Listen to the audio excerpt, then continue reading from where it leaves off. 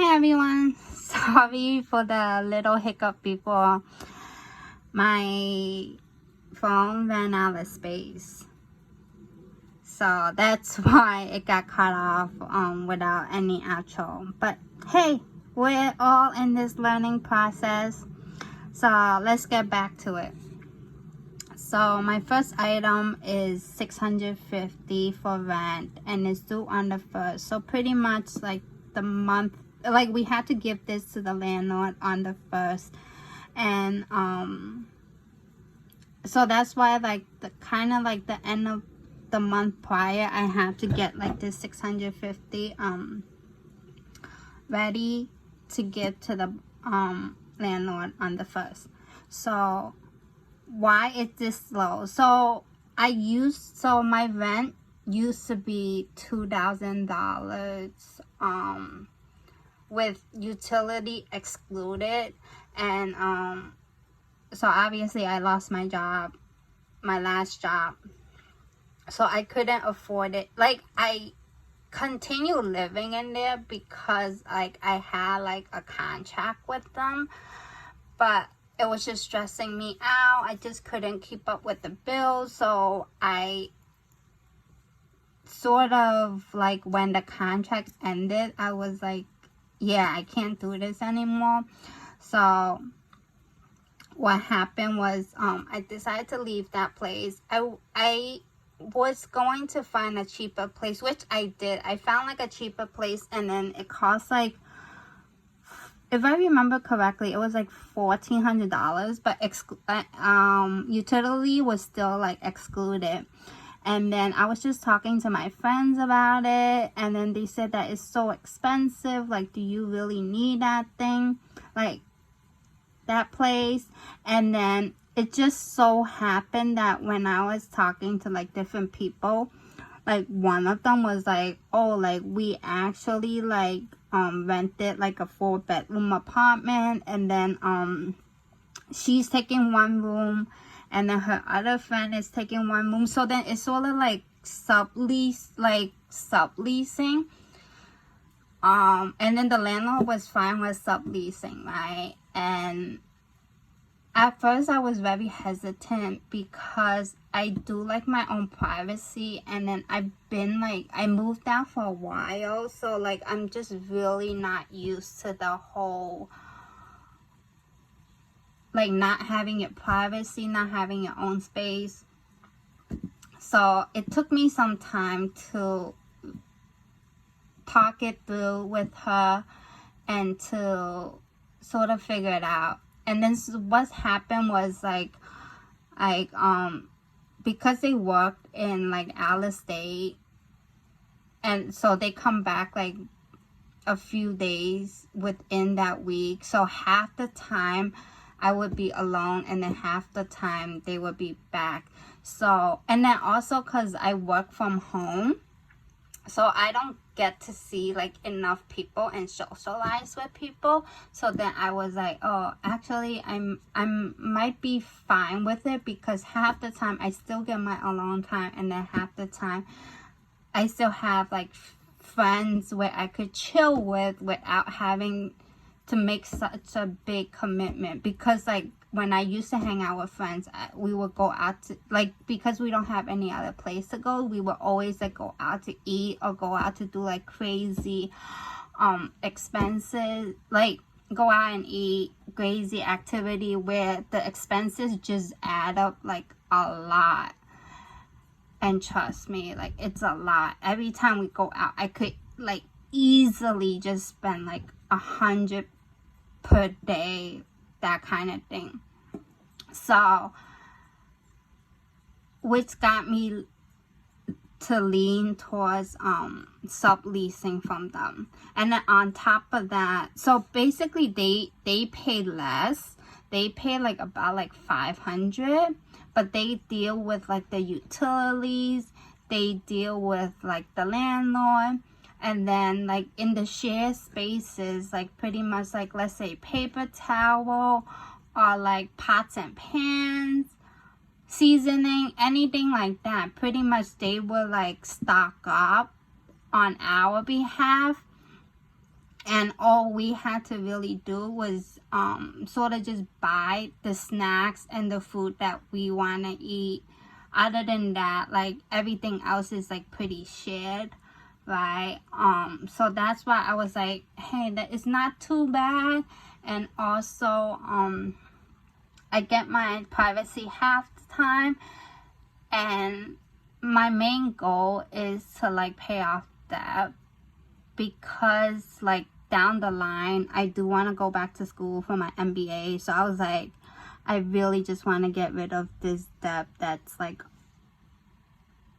bothering me.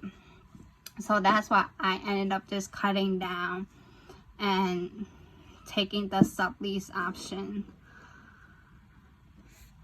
And then next is obviously my debt, which is this number. I had to change it a little bit, but this is the bare minimum of how much I need to pay every month. And it's not like, this piece is like not negotiable. If I have to take out from my like so-called buffer or emergency fund, I will pay this amount. But right now, since I decided to take part-time and trying to look into other side hustles, I've been paying way more than this. But for now, like, this is my bare minimum. And then miscellaneous. So miscellaneous is pretty much, miscellaneous is pretty much like everything, like going out to eat, buying food for home, any necessity, like any wants. Like for now, it's all going to miscellaneous, because I officially started my budget in October, which is like 2 months ago. I wanted to see how I could push myself to lower my extra spending, because I cut down my budget, like I think in September I had to cut everything down.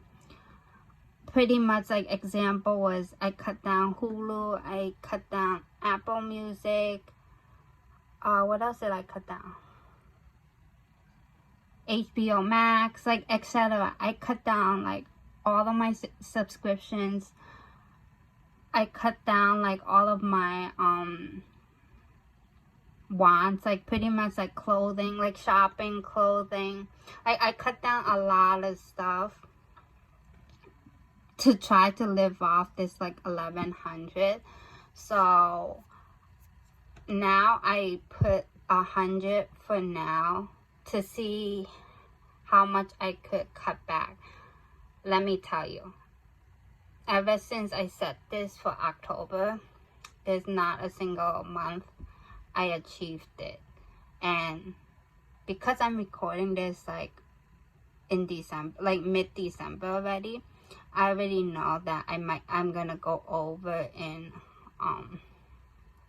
December.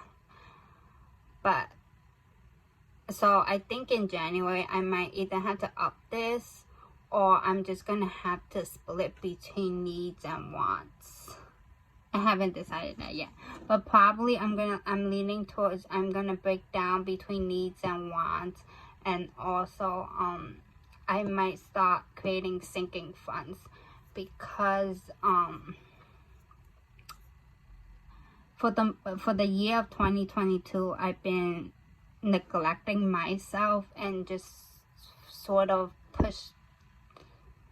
I gave up like a lot of my wants, and I sort of gave up a lot of my wants, and I cut out a lot of like socializing. So it's kind of like I'm neglecting myself a little bit. And even though I'm in debt in 2023, I'm hoping to at least keep something that I actually like enjoy and what makes me happy, and most importantly my health. Like, for the last like 2 months, I've been living off like instant noodle, which is not good. But it's actually convenient. That part I don't mind. It's very convenient. So I might up this, or I might split it. I'm leaning towards splitting it between needs and wants. And then the last on my budget is my minimum payment. So in my last 2 videos, you saw how I split. I just grouped everything into like that. It was still $300, and then I keep forgetting that I have to pay my minimum payment for my 2 credit cards. So I've been kind of digging into my so-called buffer or emergency fund, and then I had the $50 originally allocated to savings, and then because my miscellaneous section, it kept going like over, I never actually saved the $50. I ended up just using it to cover for my miscellaneous. So hopefully, I'm trying, hopefully this month I could use this not as a buffer for miscellaneous and actually pay off my $50. We'll see how that goes. So pretty much this is my bare bones budget, as you can see. Oh, but did I tell you $650 includes like utility, Wi-Fi, everything like that. So it's actually a pretty, it's actually a pretty good deal. So this is my bare bones budget. It was not like that a couple of months ago. I cut out a lot. I sacrificed a lot to kind of match it with my $1,100 that I'm getting. But let me know down in the comments bar below if you wanted to kind of see like a video of the process and everything I did to figure out what my bare bones budget is. Because let me tell you, it was completely different. Because I used to have like a job, like a full-time job at like in the restaurant industry, and then with the tips being like sometimes like 18 to 20%, I could easily make like $4,000 something. And then after taxes, it was like still like $3,000 something. So it's like a lot more than what I'm making now. Hence why I wanted to go back to school. So I ended up having to cut so much stuff out. So let me know down in the comments bar below if you want me to sort of do like an actual budget of what it used to be and what you have to do, or like my process of what I did to cut down to my bare bones. So yeah, that's what happened. And then down here, it's just my expense tracker, and then I put the date, the category. This is either a need or a want, and then amount, and then form of payment. Right now, I'm just tracking it, and let me tell you, my wants are way over. Like my wants is like way over 50%. So hopefully in 2023, I haven't planned it out yet, but in 2023, I'm hoping to have like a smaller amount. And if it is higher than 50%, at least I want to stay under this like budget, because now it's still over 50% and I'm still going over budget. So hopefully, but we'll see. And then the amount and the form of payment. So there's like a few different type of form of payment. So I pay with cash. actually. With cash, like, I've been like on the YouTube, like, watching like a lot of people in their debt payoff journey. A lot of them use cash stuffing. I like the idea, and I tried it, but for me, I'm just not like a cash girl. One, I'm very forgetful, right? Two is like, I guess because I don't see the actual amount in front of me, right? Like, I could be taking out $10. I could be taking out like $100. I think there's this one time I took out, like, I think it was like $700, right? So it was pretty much my rent money, but I was like, oh, like, let me just take it out just in case, right? And then somehow, all in one day, I spent everything. And like, sometimes, like, obviously if it's like 700 like expense, like, I remember where it went. But if it's just like knick-knack, like $10 here, $20 here, somehow I always forget where I just spend it on. So I started swiping through my credit card, which I'm pretty somewhat good with my credit card. So for me, it was like the credit card, it tracks where I spend my money. Two is like, I still get points for it, and then on top of that, like, I still pay it off every month, which is because like sometimes like the amount just like freaks me out. Like, if at the end of the month you see like, oh, like there's like 1,000 something, right? It kind of freaks me out. So I'm more cautious to like not spend as much money versus like cash, right? So I'm more of a credit card user. And oh yeah, and on top of that, especially my full-time job, I get paid through direct deposit, right? So it was just so much easier for me to use credit card. I think I'm still gonna keep using credit card for the most part, but because of my side hustle, my part-time job, I get tipped.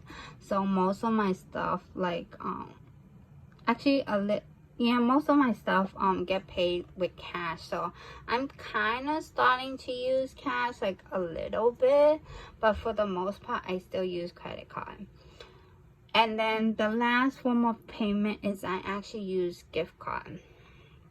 So I use like several like apps like Fetch, Receipt Pal, Receipt Hog, and Swagbucks to sort of take receipts every week and then submit it to them, and then you get points, and then afterward you could exchange it for like a gift card. So that's why this part will have like a gift card. I could go more into details about it, about the different apps I use. And I think all of them but one that I actually cash out before. So it actually worked. It is time consuming, and it is at some point it's a lot of work because you have to take pictures of like a lot of receipts. But I mean, every little thing counts right now because I'm pretty much broke. So here is my budgeted section for December. I think January I'm gonna make some changes, but we'll see how it goes. If you like my channel, what I do, I'm pretty much on a debt-free journey with this whole thing. And if you like what you see, please like and subscribe and join this journey with me. And on top of that, if you have any tips and tricks on what you do to pay off your debt, and or like with my low income, how would you budget it differently than I do? So thank you so much for joining, and we'll see you next time. Bye.